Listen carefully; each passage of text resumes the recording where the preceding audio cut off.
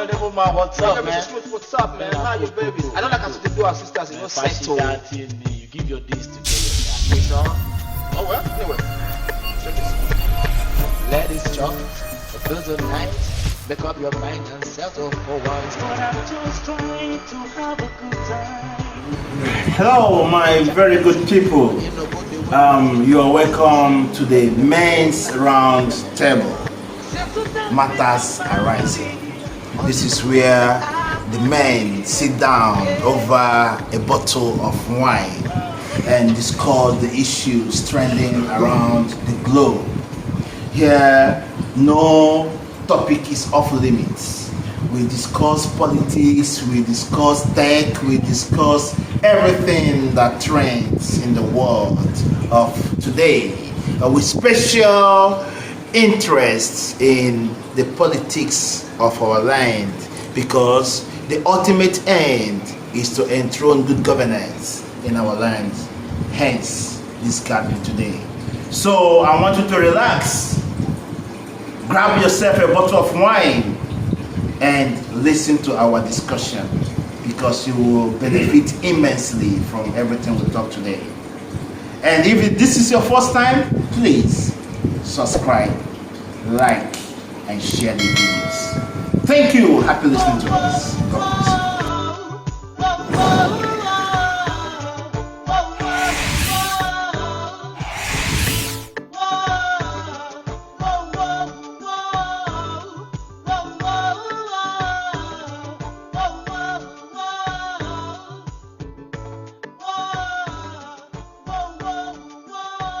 Yes, welcome back to today's segment.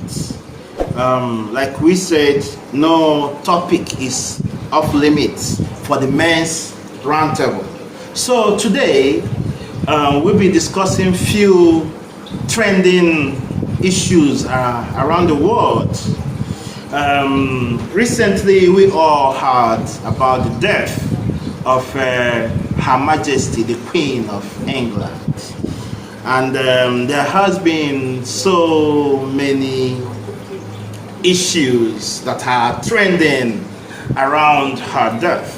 But for the sake of time, we will not be talking about most of those issues trending around or that surround her death. But we just want to say, may her soul find repose in the bosom of the Lord. And the area I want us to really talk about is how the leaders from Africa were treated in the funeral of Her Majesty the Queen. You know, you portray yourself is the way the world sees you, and that's the way the world will treat you. We saw African leaders packed in a bus like sardine to the Queen's funeral, while other world leaders came in their limousines to Buckingham Palace. This is what I want the panelists today to really give their opinions on.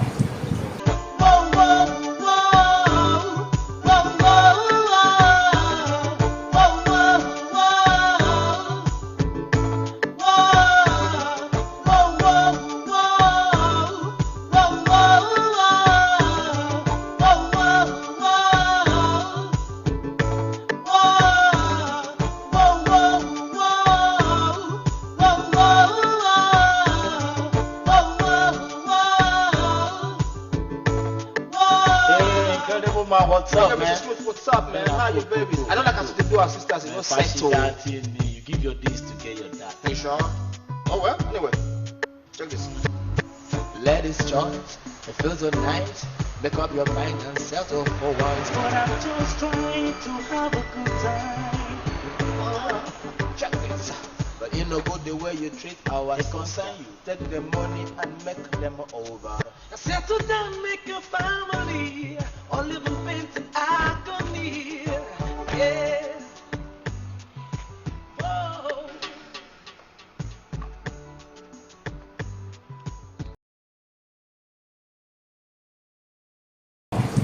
So to start with, I would want my brother Bukas to give us his opinion of what transpired in the funeral of Her Majesty the Queen.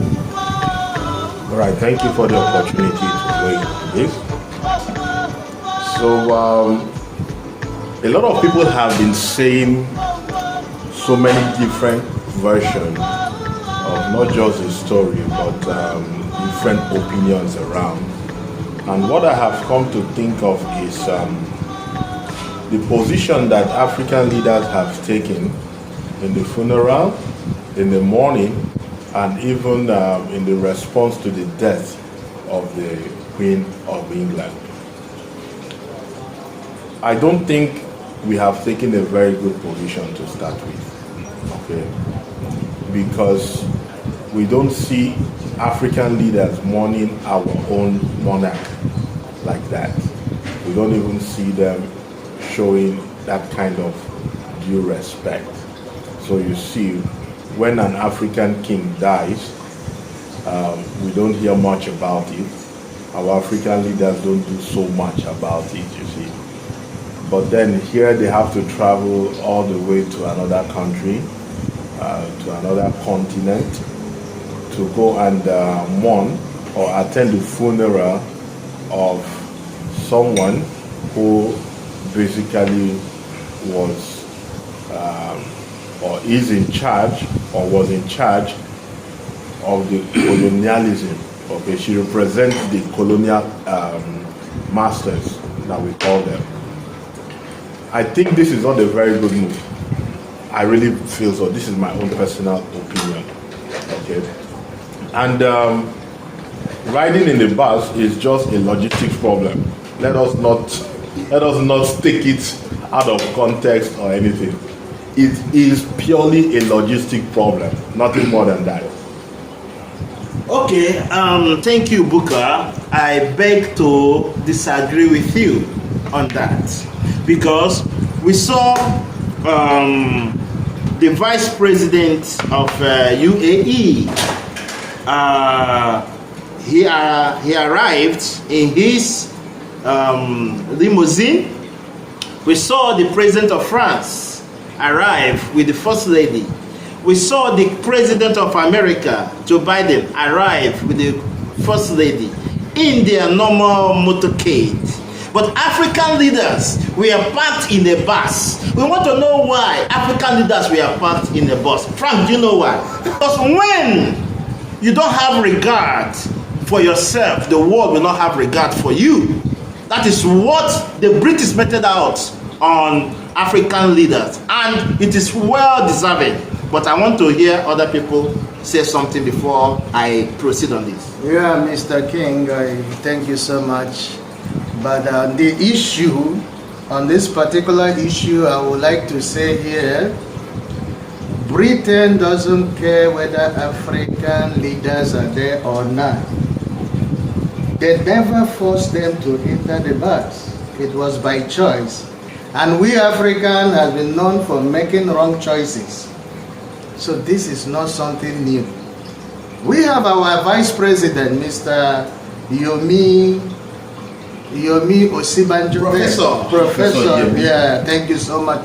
Professor Osibanjo was there representing Nigeria. We don't have any right to go and query UK why Osibanjo joined the bus. It was a choice and he made it. So that is Nigeria. You don't give what you don't have. Nigeria is like that. Secondly, the death of the Queen. To so many in Africa, nobody cares about that. Although somebody must die someday. But the truth is this. The Queen has done her job and she's gone. We are now talking about the living. Let Charles, King Charles, as is now known, let him continue from where the mother stopped. Thank you. Okay, Mr. Favorite, what do you have to say to this? Thank you for having me, and may God save the Queen. Like the subject matter you're talking about, the death of Queen Elizabeth, also, and the role the African leader plays. You are concerned about them being packed in a bus to the ceremony or so. Well, that is not a great concern to me. It's primarily concern to me is the artifact that Queen Elizabeth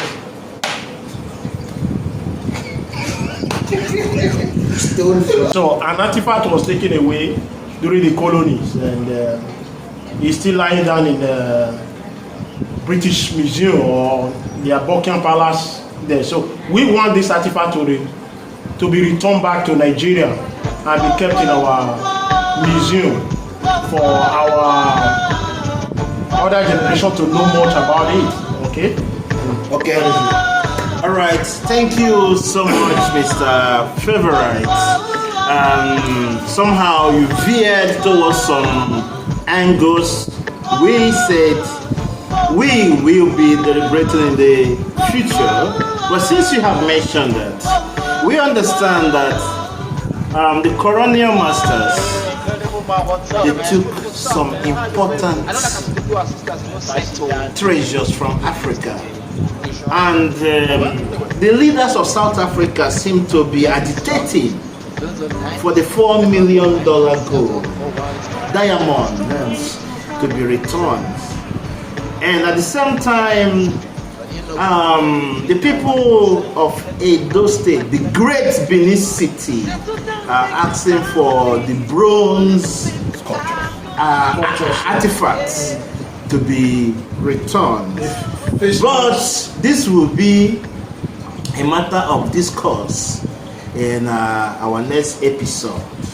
So we have to proceed to some other events happening around the world.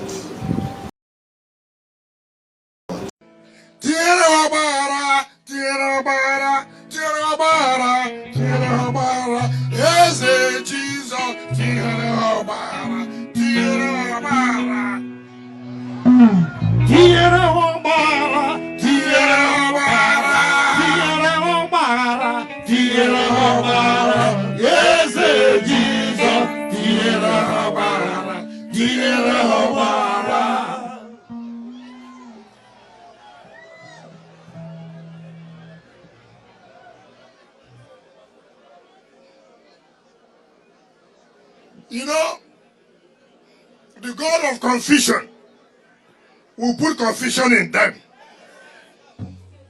They think it's reverse that they're doing. They're doing themselves. They will see confusion from now to the end.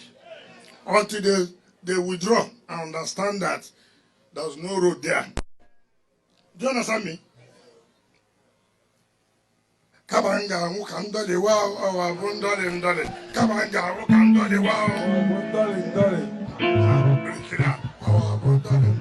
Kamanga mukandole wow abundole ndole. Kamanga mukandole wow abundole ndole. For some weeks now, crisis has rocked the People's Democratic Party. And Governor Wike seems to be at the center of the crisis that is rocking the boat of Alhaji Atiku Abubakar's presidential ambition. We all remember in 2015,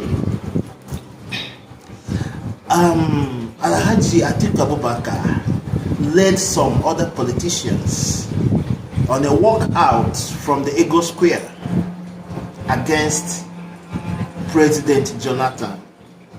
So now, with what is happening in 2022, do we now say karma is the bitch? Or what could this mean for PDP? So I want to have your insights into this crisis that is rocking the PDP, and what is the end goal and who are the beneficiaries of this situation that is going on in PDP.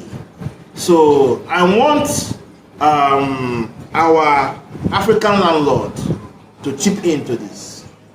Thank you, Mr. Kings. Pertaining to the issue of Wike, PDP Saga, I would say that Mr. Wike has been taking this so personal. You know, in the actual sense, Wike thought he would have been the presidential candidate of the PDP. From what we heard, he went throughout the time of the primaries, he was buying delegates. Wike spent millions of dollars, if not billions, as we heard. And that gave him the impression that he was supposed to be the presidential candidate of the PDP. But unfortunately for him, what goes around comes around, as they say. What comes around goes around. Wike sowed this seed and he's reaping it. So what I'm trying to say here, Mr. King, is this.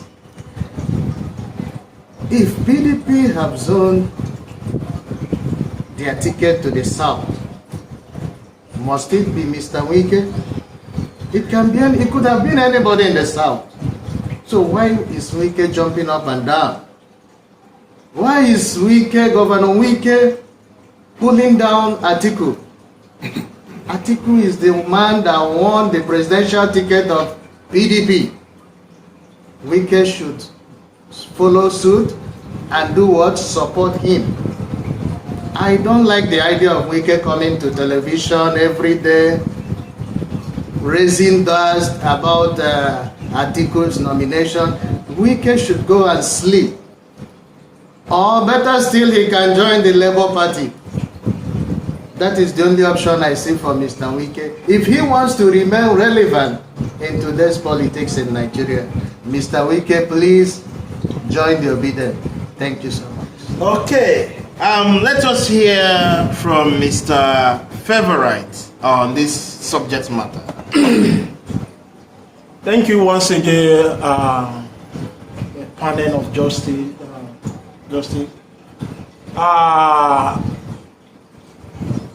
I want to say, Mr. Frank, thank you for your comment. But I totally disagree with you on that. For Wike, Wike, I can say kudos to you for what you are doing. Right on. We are all with you. My comment here, why I disagree with you, let me break it down for you. Atiku, which I personally call articulative, is a stumbling block to Nigeria election, or is a stumbling block for PDP. Okay, this is a man right from time for 30 years plus now. He has been running for president. What for? He has not gotten it. After 3 decades, he's still there. So, Wike is just doing what is necessary. He's playing the party, the constitutions that bind the parties together. Okay? Wike is just making the complaint, he's making his case based on the constitution that guides the party. Articulative, let me correct you on that. Wike is not biased. He's not angry because he lost the election. No. He's agitating right now is about the constitution that guides the politics, that guides the party. The constitution said if the president, the candidate emerge from the north, which is not Wike, which is not Atiku now, but he emerged as a presidential candidate from the north, so the party chairman should go to the south. This is how the PDP founding fathers draft their constitution. Okay, this is the point Wike is making Nigerians to know that articulative cannot be trusted, because he gave his word 101 to him. But Articulative and his team still continue playing the game. So they want to make the Southerners as a slave to them. We the Southerners, we are not a slave.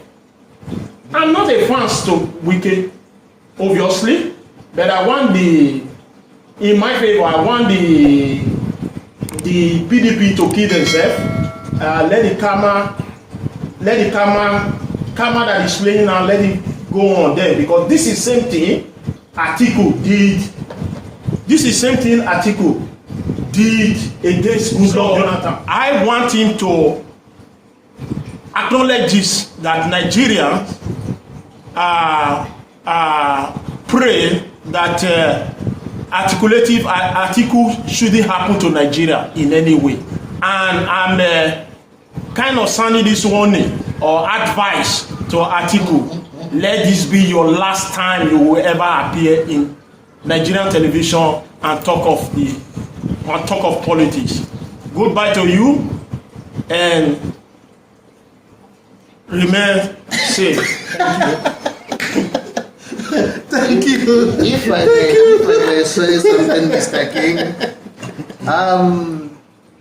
I'm not trying to dispute what Mr. Favorite have said, but the issue is not about whether Wike is fighting for what is right or wrong in PDP, because this might not be in their constitution. We are not sure, because if it is in the constitution, somebody like Atiku would have not gone contrary. If this was in their constitution, because initially we had that PDP zone their presidency to the south, that it was in the constitution. Whatever the case may be, to be a good party man, Wike should have played along. Atiku has become their presidential nominee. He's their candidate for now. So whatever Wike is trying to pull now, either he's working for somebody indirectly, or I don't know what Wike is trying to achieve, but I wish him well in whatever he's doing. As obedient, I'm an obedient member. Wike, I support you. Okay, I'd like to weigh in on this. Yes, I would want Buka to weigh in on the issue. All right, thank you very much. I think there is a fundamental problem that we are refusing to acknowledge here. Whether an individual is a good person or a bad person is very subjective. However, the rules, constitution, guidelines, and the things that make us function as human beings or as a proper nation should remain true and same. When a person, whether from PDP or APC or Labour Party, goes against certain principles, goes against certain rules, we need to begin to watch out on those things. Wike losing the primaries is one thing. The way he lost is another thing. We all know that something dirty really happened.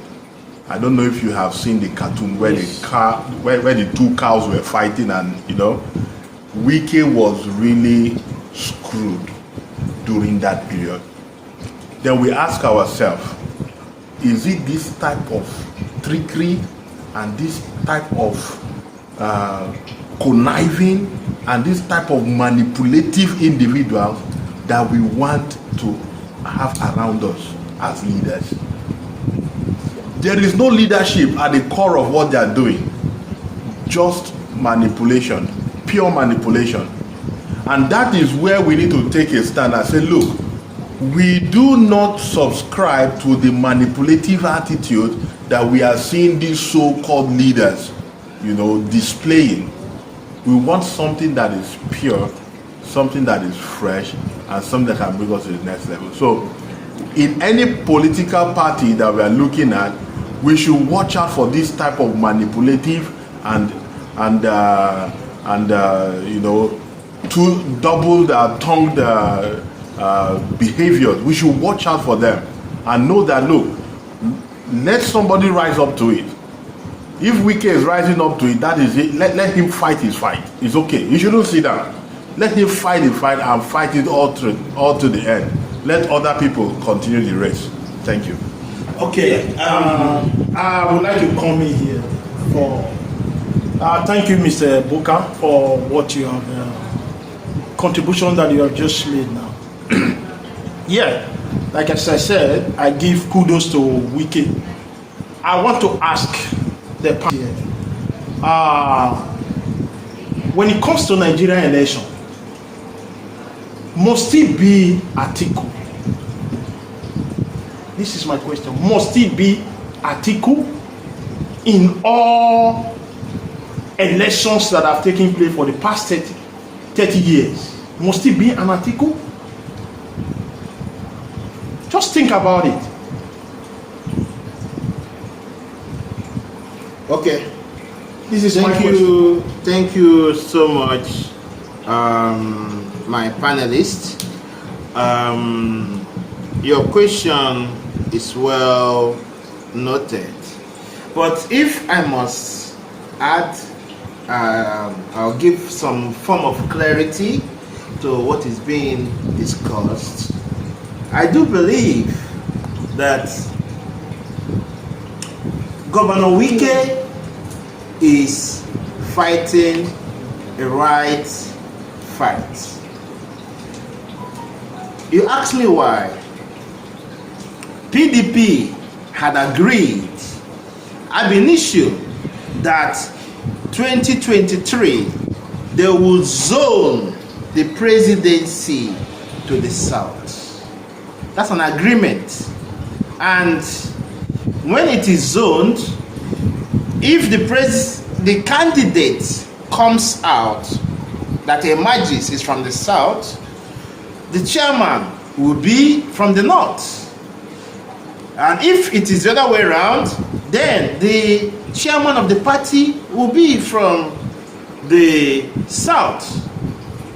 So now, how come the constitution didn't come to play when they were doing the primaries, and now constitution comes to play after the primaries? It doesn't really make sense. So I do believe that Governor Wike is fighting a just fight for justice. And if I must say, I do believe that if Alhaji Atiku Abubakar is actually a man who believes in unifying Nigerians, he should call a spade a spade. Either he step down, let them do a new primary and zone it to the south, or let Senator Iyocha Ayu step down from being the chairman of the party. Let a southerner become the chairman of the party in order for them to have unity and move on. But on the other way around, let us still play the devil's advocate. It could be that the hand of God is playing out on PDP. It could be because the Bible made us understand that Darius and Cyrus, God called them my servants, even though they were hidden. They were not children of God, so to say. But God called them, I will direct my servants to do this and to do that. And God actually used them to actualize his purpose on earth. So God might as well be using Governor Wike. Governor Wike may not be the saint that we need this time. God may still be using Governor Wike to achieve a certain purpose. And that purpose might be to the benefit of the obedient and the Labour Party. Who knows? So we want the will of God to be done in Nigeria. Perhaps the will of God is happening to PDP. Who knows? So let us watch and pray as the situation unfolds.